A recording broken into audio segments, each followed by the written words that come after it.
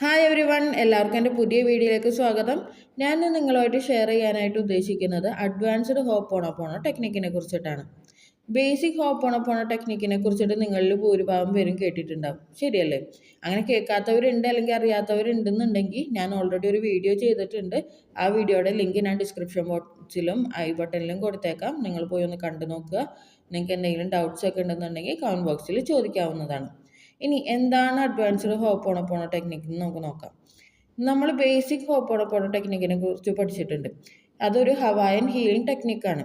ഭയങ്കര പവർഫുൾ ആയിട്ടുള്ളൊരു ഹീലിംഗ് ടെക്നിക്കാണ്. അതിനകത്ത് 4 ഫ്രേസസ് ആണ് ഉള്ളത്. I am sorry, please forgive me, thank you, I love U.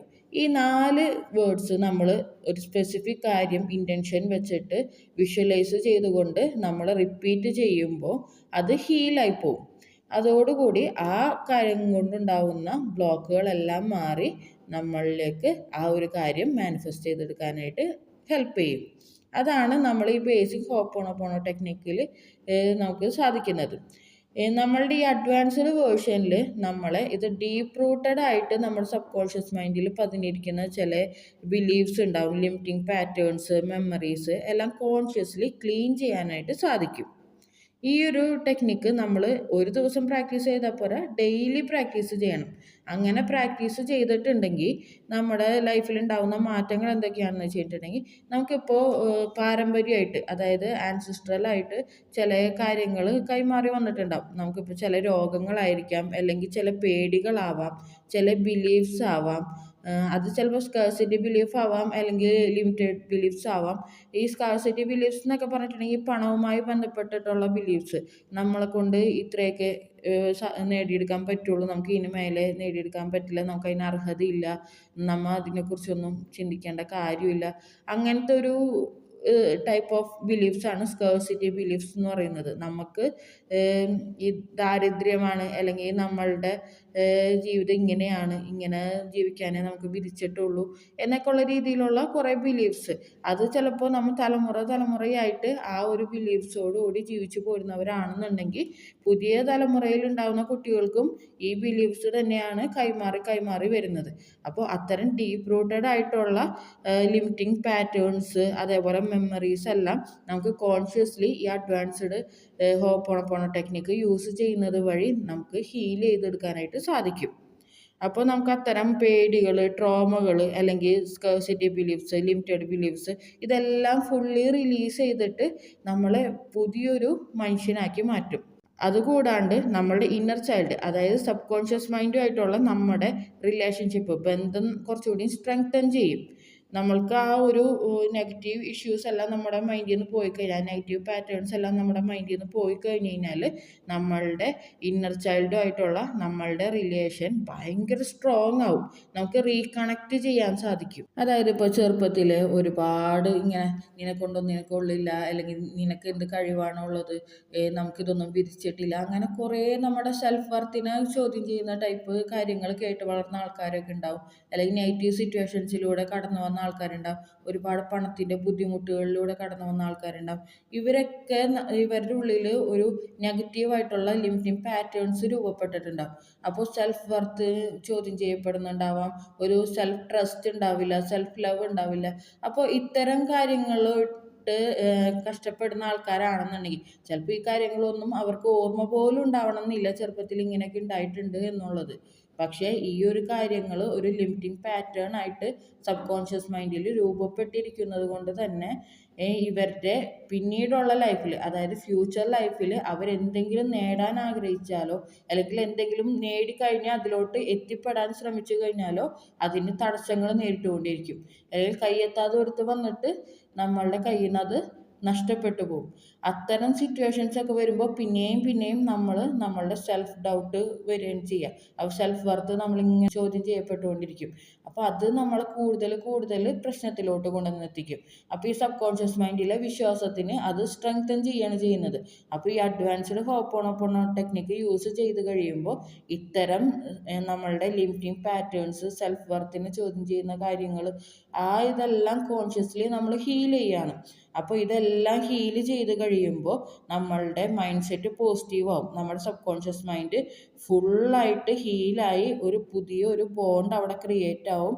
നമുക്ക് റീകണക്റ്റ് ആയി സ്ട്രോങ് മൈൻഡ് സെറ്റോടു കൂടി നമ്മളുടെ ഉള്ളിൽ നമ്മളെക്കുറിച്ചൊരു ട്രസ്റ്റ് ബിൽഡ് ചെയ്ത് ഒരു സെൽഫ് വർത്ത് മനസ്സിലാക്കാനും അതേപോലെ അതിൽ നിന്ന് നമുക്ക് ലഭിക്കുന്ന ആ ഒരു സന്തോഷം ബെനിഫിറ്റ്സ് എല്ലാം നമുക്ക് അനുഭവിച്ചറിയാനും നമുക്ക് ഈ ഒരു മെത്തേഡിലൂടെ സാധിക്കും.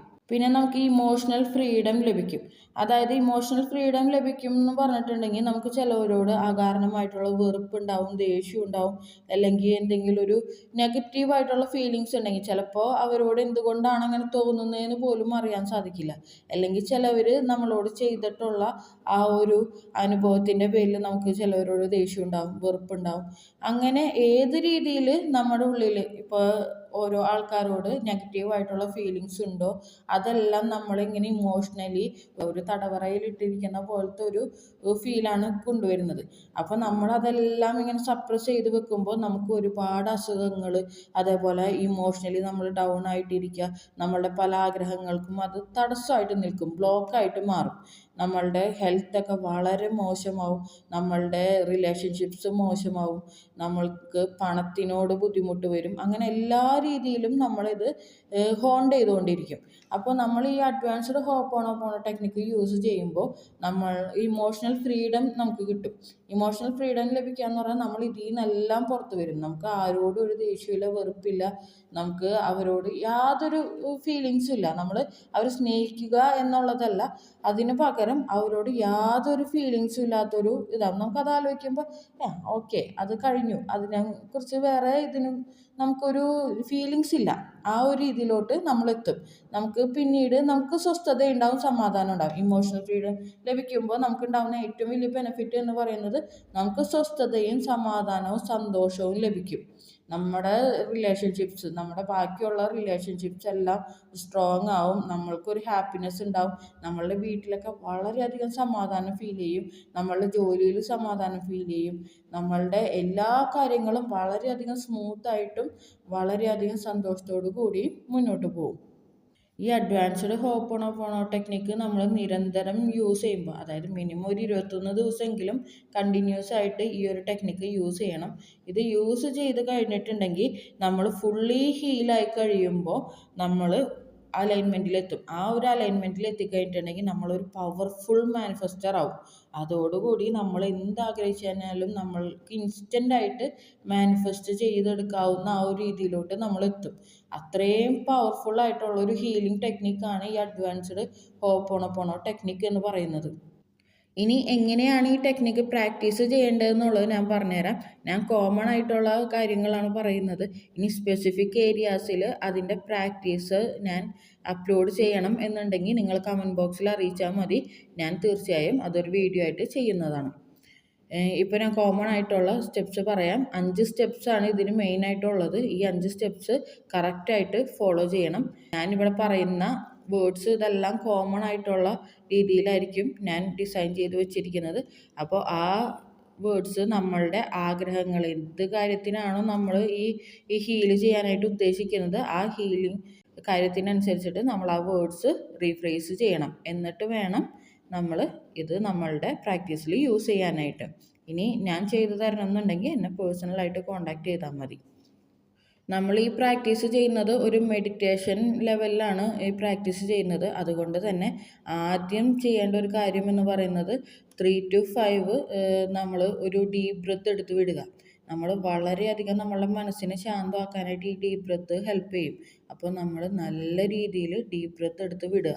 അതൊരു മിനിമം 3 തവണയെങ്കിലും നമ്മളത് ചെയ്തിരിക്കണം. അങ്ങനെ നമ്മൾ ഡീപ്പ് ബ്രെത്ത് എടുത്ത് വിട്ടതിന് ശേഷം ഇനി ഞാൻ പറയുന്ന കാര്യങ്ങൾ നിങ്ങൾ ഏത് കാര്യത്തിനാണോ ഇത് പ്രാക്ടീസ് ചെയ്യുന്നത് അതിനനുസരിച്ചിട്ട് മാറ്റം വരുത്തിയിട്ട് പറയണം. എൻ്റെ ജീവിതത്തിൽ സംഭവിക്കുന്ന എല്ലാ കാര്യങ്ങൾക്കും ഞാൻ മാത്രമാണ് റെസ്പോൺസിബിൾ. എൻ്റെ ജീവിതത്തിൽ നടക്കുന്ന എല്ലാ നെഗറ്റീവ് കാര്യങ്ങൾക്കും ഫുൾ റെസ്പോൺസിബിലിറ്റി എനിക്കാണ്. എൻ്റെ മാത്രം തെറ്റുകൊണ്ടാണ് ഈ കാര്യങ്ങളെല്ലാം എൻ്റെ ലൈഫിൽ സംഭവിക്കുന്നത്. ഇതാണ് ഫസ്റ്റ് സ്റ്റെപ്പിൽ നമ്മൾ പറയേണ്ട കാര്യം.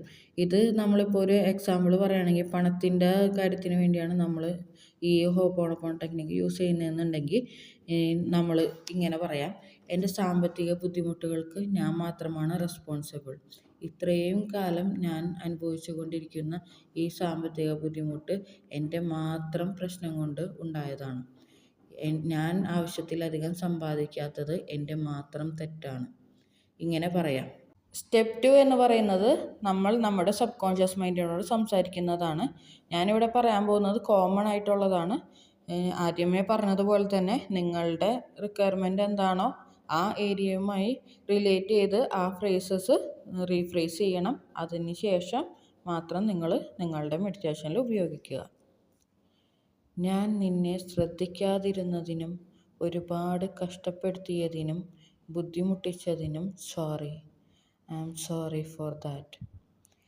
എൻ്റെ മാത്രം തെറ്റുകൾ കൊണ്ട് എൻ്റെ ലൈഫിലുണ്ടായ എല്ലാ പ്രശ്നങ്ങൾക്കും നഷ്ടങ്ങൾക്കും നിന്നെ മാത്രം കുറ്റപ്പെടുത്തിയതിനും ഉത്തരവാദിത്തം ഏറ്റെടുക്കാതിരുന്നതിനും please forgive me. Please forgive me for blaming you for my mistakes. എപ്പോഴും എന്നെ സംരക്ഷിച്ച് എൻ്റെ കൂടെ നിൽക്കുന്നതിനും ഒരുപാട് നന്ദി. Thank you for being with me always. Thank you from my heart. എന്നെ ഒരുപാട് സ്നേഹിക്കുന്നതിനും എല്ലാ സിറ്റുവേഷൻസിലും പിന്തുണയ്ക്കുന്നതിനും സഹായിക്കുന്നതിനും I love you. I love you for that. ഞാൻ നിന്നെ വളരെയധികം സ്നേഹിക്കുന്നു. ഇങ്ങനെ പറയണം. ഇത് നമ്മളുടെ ആ റിക്വയർമെൻറ്റ്സ് അനുസരിച്ചിട്ട് വ്യത്യാസം വരുത്തണം. സ്റ്റെപ്പ് 3 എന്ന് പറയുന്നത് യൂണിവേഴ്സിനോട് അഥവാ നിങ്ങൾ വിശ്വസിക്കുന്ന ആ ശക്തിയോട് പ്രാർത്ഥിക്കുക എന്നുള്ളതാണ്. എൻ്റെ ഉള്ളിലുള്ള എല്ലാ നെഗറ്റിവിറ്റീസും ഹീൽ ചെയ്ത് എൻ്റെ ഉള്ളിൽ ഡിവൈൻ എനർജിയും സമാധാനവും സന്തോഷവും നിറയ്ക്കണമേ. ഇത് കോമൺ ആയിട്ട് പറഞ്ഞ കാര്യമാണ്. ഇത് നിങ്ങളുടെ ആ ഒരു റിക്വയർമെൻറ്റ്സിനനുസരിച്ചിട്ട് വ്യത്യാസം വരുത്തി പറയണം. സ്റ്റെപ്പ് 4 എന്ന് പറയുന്നത് സ്ലോലി ഹോപ്പോണോപ്പോണോ ഫ്രേസസ് റിപ്പീറ്റ് ചെയ്യുക. I am sorry. Please forgive me. Thank you. I love you. ഈ 4 ഫ്രേസസ് നിങ്ങൾക്ക് ഏത് രീതിയിൽ വേണമെങ്കിലും ചെയ്യാം. ഒന്നില്ലെങ്കിൽ 108 തവണ നിങ്ങൾക്ക് റിപ്പീറ്റ് ചെയ്യാം. അല്ലാന്നുണ്ടെങ്കിൽ നിങ്ങൾക്ക് ഫോണിൽ ടൈമർ വെച്ചിട്ട് 5 മിനിറ്റോ 10 മിനിറ്റോ ആ രീതിയിൽ വേണമെന്നുണ്ടെങ്കിൽ നിങ്ങൾക്ക് ചെയ്യാം. അല്ലാന്നുണ്ടെങ്കിൽ നിങ്ങളുടെ മൈൻഡ് ഓക്കെ ആവുന്ന ഒരു പോസിറ്റീവ് ഫീല് വരുന്ന ഒരു ഘട്ടത്തിൽ നിങ്ങൾക്ക് ഇത് സ്റ്റോപ്പ് ചെയ്യാം. ഏത് രീതി നിങ്ങൾ സ്വീകരിക്കുന്നുണ്ടെങ്കിലും അതിന് ശേഷം നോർമലി നമ്മൾ മെഡിറ്റേഷനിൽ നിന്ന് പുറത്തു വരുന്നത് പോലെ തന്നെ നമ്മൾ ഡീപ്പ് ബ്രെത്ത് എടുത്തതിന് ശേഷം കണ്ണുകൾ തുറക്കുക. അത് കഴിഞ്ഞ് സ്റ്റെപ്പ് 5 എന്ന് പറയുന്നത് ലെറ്റ് ഇറ്റ് ഗോ ചെയ്യുക. നമ്മൾ പൂർണ്ണ വിശ്വാസത്തോടു കൂടി യൂണിവേഴ്സിനോട് അല്ലെങ്കിൽ നിങ്ങൾ വിശ്വസിക്കുന്ന ആ ശക്തിയിൽ നമ്മൾ പൂർണ്ണ വിശ്വാസത്തോടു കൂടി അത് അർപ്പിക്കുക. ഇതാണ് ശരിക്കും പറഞ്ഞിട്ടുണ്ടെങ്കിൽ അഡ്വാൻസ്ഡ് ഹോപ്പോണോപ്പോണോ ടെക്നിക്കിൻ്റെ പ്രാക്ടീസ് എന്ന് പറയുന്നത്. ഇതൊരു 21 ദിവസം നിങ്ങൾ റിപ്പീറ്റ് ചെയ്ത് കഴിഞ്ഞിട്ടുണ്ടെങ്കിൽ നിങ്ങൾക്കുണ്ടാകുന്ന മാറ്റം എന്ന് പറയുന്നത് എക്സ്പ്ലെയിൻ ചെയ്യാൻ പറ്റില്ല. അത്രക്കധികം മാറ്റം നിങ്ങളിൽ ഉണ്ടാവും എന്നുള്ളത് 100% ഗ്യാരണ്ടിയാണ്. നിങ്ങൾക്ക് ആദ്യത്തെ ദിവസം തുടങ്ങി തന്നെ അതിൻ്റെ റിസൾട്ട് നിങ്ങൾക്ക് തീർച്ചയായും തിരിച്ചറിയാൻ സാധിക്കും. നിങ്ങളുടെ ഉള്ളിൽ ഒരു പോസിറ്റീവായിട്ടുള്ളൊരു ഫീല് നിങ്ങൾ ഈ ഫ്രേസസ് ചൊല്ലുമ്പോൾ തന്നെ, അതായത് ഈ പ്രാക്ടീസിൻ്റെ പകുതി എത്തുമ്പോൾ തന്നെ നിങ്ങൾക്ക് അത് ഫീൽ ചെയ്യാൻ സാധിക്കും.